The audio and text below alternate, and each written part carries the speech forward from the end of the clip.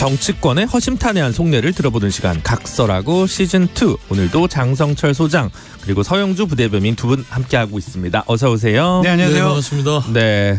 계속 뭐 매일같이 정치권 뉴스는 끊이질 않아가지고 네. 하수분 방송하기 편하시죠, 장 소장님? 아닙니다. 왜? 왜 그렇습니까? 욕만 얻어먹고 있어서 방송하기 힘듭니다. 네, 그러면 장 소장님이 제일 하기 힘들어하는 윤 대통령 얘기부터 시작하도록 하겠습니다. 괜찮아요. 저 네. 자신 있어요. 그렇습니까? 네. 네. 자, 파리에서 이제 부산 엑스포 유치전이 있었는데 뭐 논란이 좀 있었는데 어쨌든 전반적인 총평부터 한번 두 분 해주시죠. 잘하셨죠. 그냥 순방 성과 기대하고 있고요. 부산 엑스포 유치했으면 좋겠다라는 생각이 듭니다. 대통령께서 열심히 연습하셔가지고 영어로도 연설문 하시고 또 회원국들 초청을 해서 여러 가지 유치와 관련된 다양한 활동을 하신 것은 칭찬할 수밖에 없다라고 말씀을 드리고 마크롱 대통령과도 여러 가지 경제적인 협력뿐만이 아니라 북한의 뭐 핵이라든지 미사일 문제에 대해서 공통적인 목소리를 이끌어낸 것은 상당히 의미 있는 순방 성과였다라고 말씀드립니다. 네, 서영주 부대변인께서는 어떻게 보셨습니까? 뭐 잘하신 일이죠. 네, 저 오랜만에 잘하신 것 같아요. 오랜만에. 네, 뭐 칭찬을 해드리는 게 좀 마음이 기쁘긴 해요. 네. 매번 이렇게 비판만 하다가 전 솔직히 남 비판하는 거 별로 안 좋아하거든요. 윤석열 대통령도 좀 제가 나오면은 우리 윤석열 대통령 잘하신다 이런 얘기를 하고 싶은데.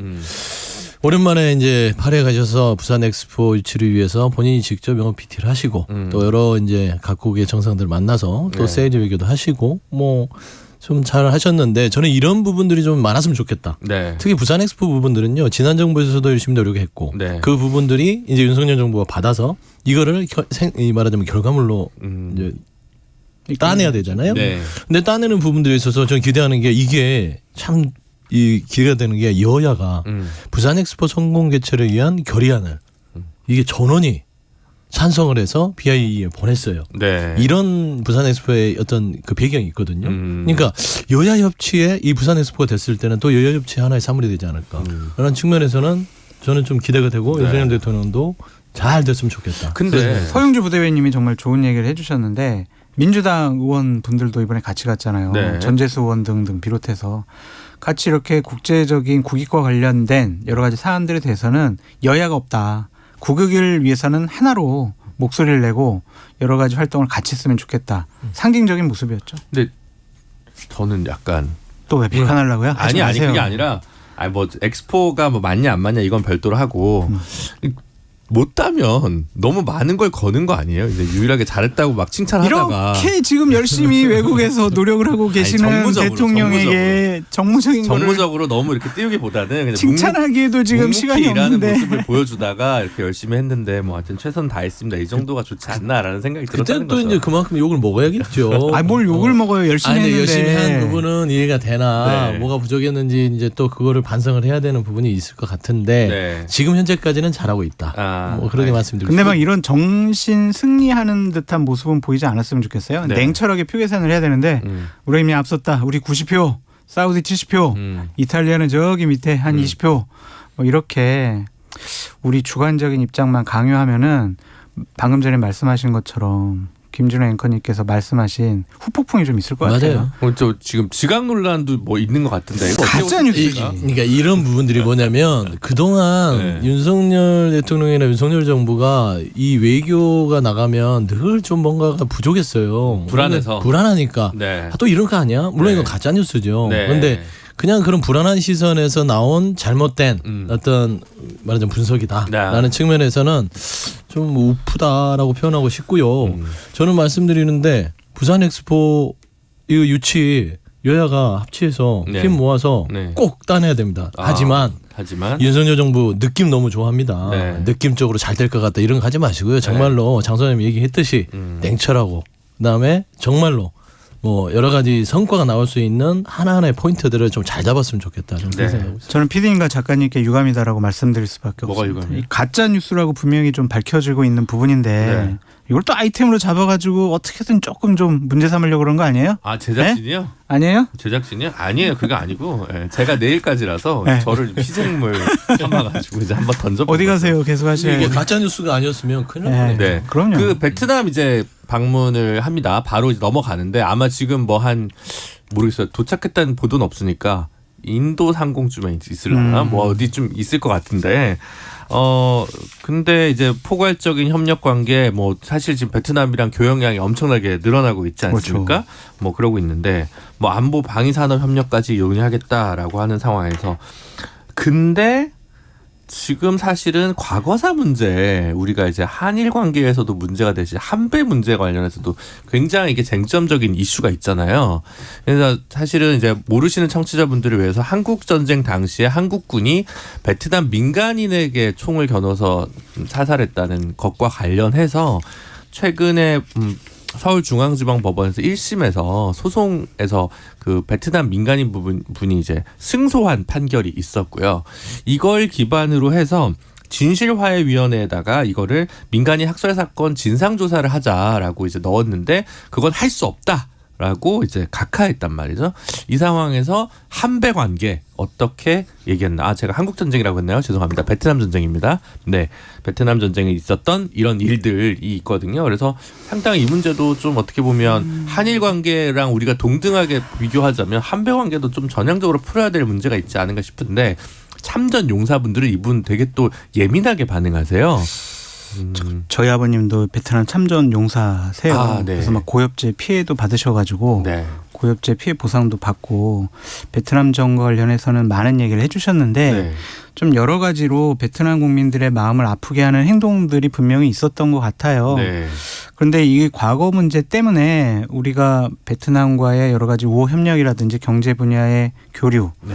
또 뭐 여러 가지 안보 문제 이런 발전할 수 있는 국가 간의 여러 가지 협력 관계를 못한다라는 것은 조금 좀 무리가 있는 해석인 것 같다라는 생각이 들고 우리가 일본에 끊임없이 과거사에 대해서 좀 사과와 반성을 요구를 하잖아요. 네.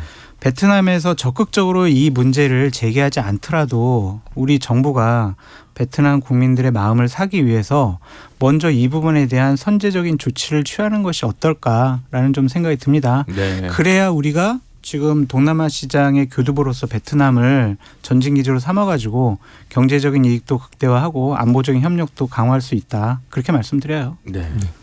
뭐 부대변인 혹시 뭐 보태실 이야기 있으실까요? 아니 뭐 이제 뭐 시기 자체가 네. 뭐 한국 한배 관계에 있어서 민감한 거죠. 네. 베트남은 한일처럼 뭔가 과거사에 대해서 겉으로는 지금 베트남은 우리 한국과 잘 지내는 것 같아요. 한국 사람 네. 좋아하고요, 대한민국 좋아하고요, K-팝, 그다음에 K-스포츠, K-컬처 다 베트남은 좋아합니다. 네. 하지만 겉모습은 그러지만 속내는 베트남민들이요 한국군의 그런 좀 잘못된 행동들에 대해서 아직도 마음에 큰 아픔들을 가지고 있다. 네. 현지에서 그런 얘기들을 하더라고요. 네. 풀어주면 좋죠. 풀어야 되고요. 저희가 한일 관계를 가지고 있듯이 우리가 바라듯이 한배도 그런 관계라면 우리가 좀 더 적극적으로 그런 부분들을 이번에 안보협력, 경제협력 하면서 네. 그런 부분도 대통령께서 좀 얘기가 뭐 비공개로라도 있었으면 좋겠다라는 네. 좀 생각을 가지고 있습니다. 그래요. 베트남은 또 본인들이 승전 국가이기 때문에 가지고 있는 프라이드랑 자존감 이런 게 굉장히 더 높은 민족이긴 한데 그럼요. 네, 한편으로는 이제 여기는 권력설 1위가 공산당 서기장이잖아요. 그렇죠. 너무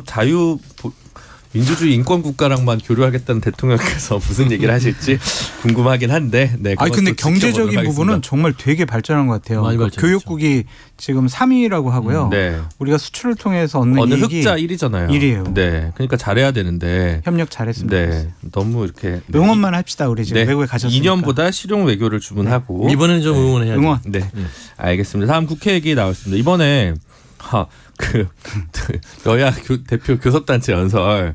이제 일단은 불체포 특권을 포기하는 게 첫 번째 그 이재명 대표의 어떤 핵심적인 메시지였고, 화요일날 김기현 대표 같은 경우는 뭐 고성이 오고 가고 뭐 이렇게 이런저런 에피소드가 있었습니다만 그래도 하나 꼽자면 의원 축소, 10% 의원 축소 요것들이 이제 있었는데 저희가 이제 두 분 제작진에서 두 분한테 먼저 한 줄 평을 받으니까 장 소장님은 이거 반말 장 소장님이 쓰신 거죠? 이재명 진작 그러지 김기현 왜 그랬어? 아니 있고요. 대표님이라고 적었습니다. 대표님이라고 쓴 거예요? 이게 마음속으로. 네, 마음속으로. 서영주 부대변인님은 의원 정수 줄이기는 실현 불가. 아니 이거 이렇게 했는데요. 이프라고 썼는데. 네? 그러니까 실현 불가능한 가정법. 가정법. 네. 이프. 이재명 대표님에 대해서도 한 말씀 하셔야죠. 아니 뭐 불체포 특권 내려놨잖아요. 네. 지켜보셔야지. 지켜보죠. 지켜봐요. 그럼 뭐 이재명 대표 불체포 특권 내려놓은 얘기부터 좀 해보시죠. 김준우 변호사님 아시다시피 제가 진작부터 그랬잖아요. 네. 불체포 특권 내려놓으시고 법원에 가서 그럼요. 영장실질 심사 받으셔야 합니다. 그러셨죠. 그게 옳습니다라고 계속 얘기했는데 제 네. 말을 좀 진작 들으시지 왜 이렇게 늦게 들으셨나라는 좀 생각도 들고 네. 좀 진정성이 없는 거짓말이 아니냐라는 또 생각도 들어요. 왜냐하면 대선 때 공약을 했단 말이에요. 근데 안 지켰어요. 네. 그리고 얼마 전에 윤관석 의원, 이성만 의원 체포동의안 부결시키고 난 다음에 다시 또 이 얘기를 꺼내세요. 네. 그러면 좀 이것도 진작 그러시지. 그 두 의원 체포동의안 상정되기 전에 하셨으면은 와 진짜 민주당 약속 지키는 정당이구나. 이전에 이재명 당대표가 거짓말했다면 이제는 거짓말 안 하고 약속 지키는 정치인이구나. 이렇게 생각할 텐데 이 부분에 대해서는 좀 이제 나한테는 체포동의안이 안 올 수도 있을 것 같아. 까지 계산한 거다. 판단한 것이 아니냐라는 네. 좀 생각이 들고 네. 또한 이미 당에서 또 선을 그었잖아요. 그거는요 저 이재명 당대표에 국한된 거고 우리 민주당 의원들한테는 해당 안 되는 거예요. 별개 문제예요. 이런 식으로 자꾸 방어막을 치니까 진정성이 없는 거다. 헐리우드 액션 아니냐 그런 생각이 드는 거예요. 부대변인 어떻게 보십니까? 좀 사람이 얘기를 하면 네. 진정성 있게 신뢰를 가지고 봐야지 늘 의심하는 눈초리로 보는 게 그러니까 한 발짝도 앞으로 못 나가는 겁니다. 제가요? 그러니까 아니요. 여야 정치권이. 정치권이. 여야 정치권이. 왜냐하면 국민의힘도 이재명 대표가 물론 늦은 감이 있다는 비판을 할 수 있으나 네. 이제라도 불체포 특권을 내려놓겠다고 교섭단체 연설에서 국민들을 상대로 선언하고 서약한 거예요. 이거는 정치적으로 큰 책임을 지겠다는 얘기거든요. 작년에 대선 전에 그거는 좀 다르죠. 공약. 그때는 국회의원 신분이 아니었어요. 그러니까 체포동의안에 어떤 광주리 안에 들어와 있지 않았죠. 본인이 생각에는 국회의원들은 본인이 국회의원 될 줄 몰랐죠. 이걸 이렇게 빠져나갔어요. 아니 저는 그렇게 생각해요. 그때는 이런 부분들이 정치개혁이 필요하고 특권 내려놓기 필요하다고 얘기는 할 수 있으나 네.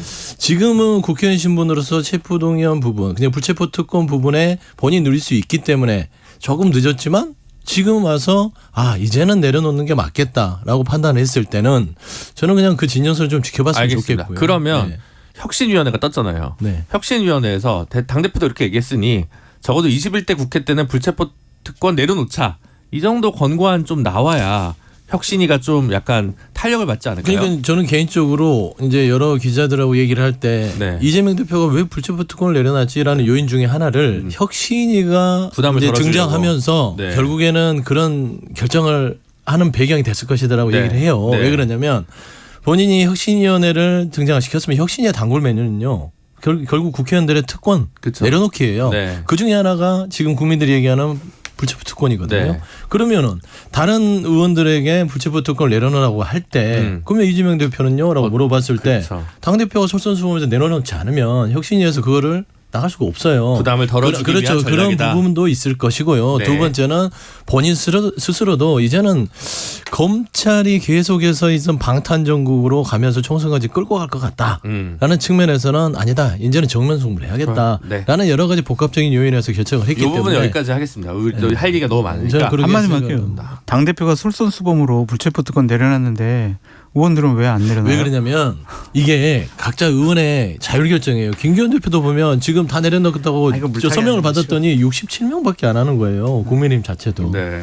그러니까 이건 의원들이 결정한 사항이에요. 그래 보시면 알겠습니다. 될것 네. 다음 김기현 국민의힘 대표에서 제일 이제 세게 나온 게 이제 의원 정수 축소인데 안 돼요. 이게 사실은 공론화위원회에서 KBS가 생중계하기도 한 건데 원래 이제 500명을 국회에서 선정해서 시민 전국 각지 시정해서 수기를 했는데 처음에 500분이 나와가지고 의견 물었을 때 65%가 국회의원 줄여야 돼 이렇게 얘기했는데 나중에 끝까지 가니까 37%만 줄여야 돼라고 하고 나머지 분들은 늘려야 돼도 한 33% 있고 29%인가가 동결 이렇게 얘기를 했거든요. 그렇다 보면 국민 여론에 좀 반하는 거 아니냐 이런 얘기들이 좀 있는데 김기현 대표 심지어 이게 조혜진 그 의원은 이게 아직 당론은 아니다. 이런 식으로 애매하게 선을 그었어요. 이 부분 어떻게 좀 보십니까? 실현 가능성 없다고? 없어요. 없죠. 그러니까 이런 걸 보통 인기 영합주의예요. 총선을 앞두고 네. 던진 거예요. 왜냐하면 국민들은 감정적이나 정서적으로는 정치를 불신하기 때문에 네. 의원들 다 없앴으면 좋겠어. 네. 이렇게 얘기를 하잖아요. 네. 그런 의미거든요. 그래서 본인이 던져서 의원 정원을 축소한다. 그러면은 국민들이 좋아할 것이다. 라고 던지는 건데 네. 이건 불가능합니다. 왜 그러냐면 지금 현재 지금 선거구제 얘기를 하잖아요. 소선구제를 네. 중대선거구제로 바꾸자라는 부분들은 기본적으로 대표성에 대해서 소선구제가 그걸 못하니까 중대선거구제로 가야 되는데 중대선거제 되려면 의원 정수를 늘려야 되는 상황입니다. 줄여버리면 대표성 자체가 죽어요. 그러니까 보통 우리가 지역구에서 소선구제에서 한 45% 당선되면 55%가 반대하는 유권자들의 대표성을 갖는 이런 좀 이상한 형태로 지금 국회의원의 어떤 선출이 이루어지고 있어요. 그런 부분이 있죠. 그런 회 때문에 중대선거구제인데 중대선거구제 하면 이런 의원수를 늘려야 되잖아요.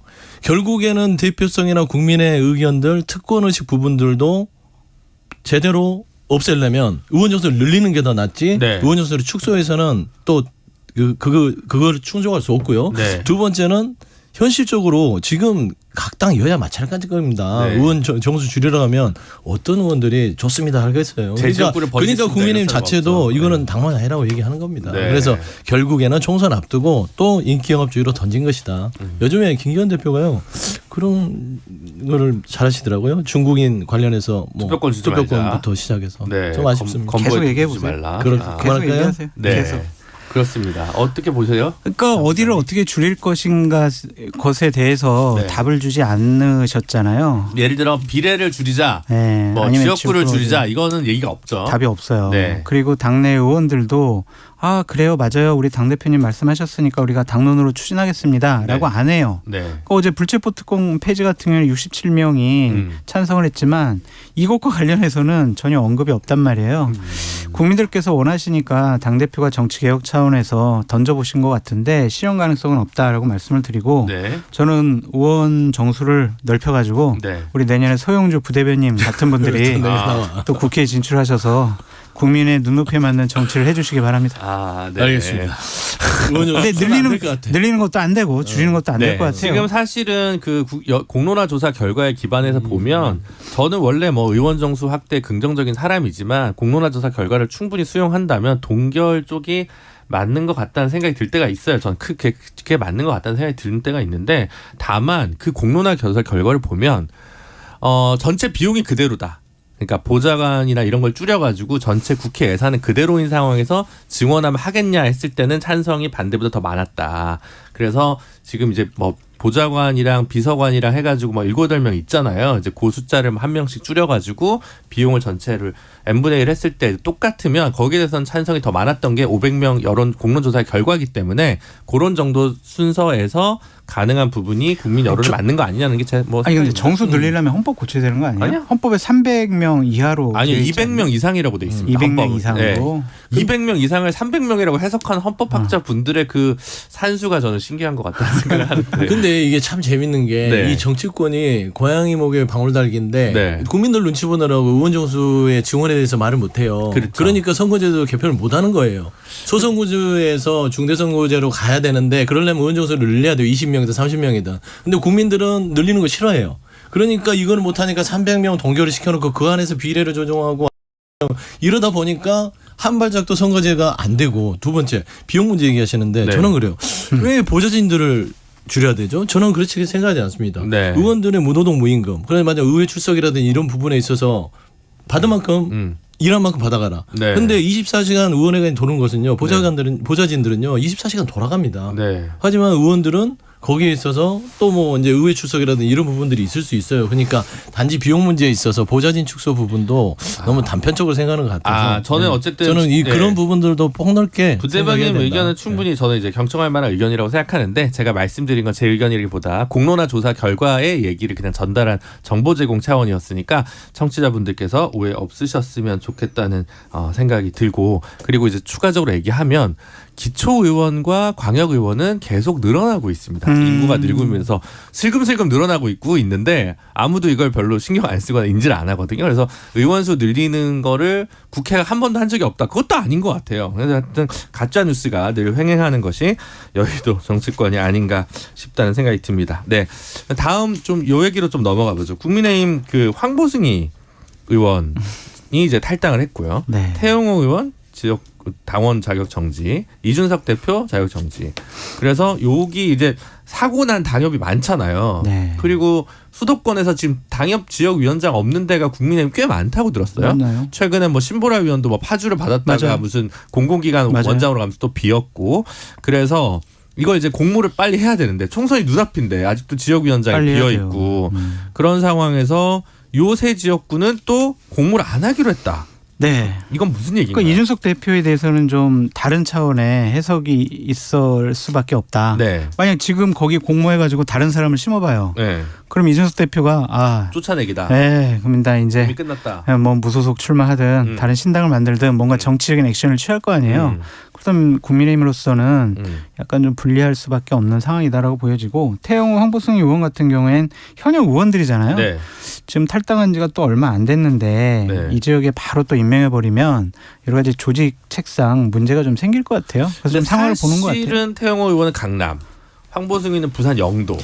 꿀 지역구 아닙니까? 이거 전략 공천을 위해서 기다리기 위해서 그냥 끝까지 쥐고 있다가 전략 영입 때는 뭐 꼭 검사는 아니겠지만 그런 분들 놓기 위해서 그냥 비워두는 거 아니에요? 그렇게 해석할 수도 있어요. 근데 태영호 의원 지역은 그런데 네. 황보승 의원 지역구인 영도는요. 네. 쉽지가 않아요. 여기는.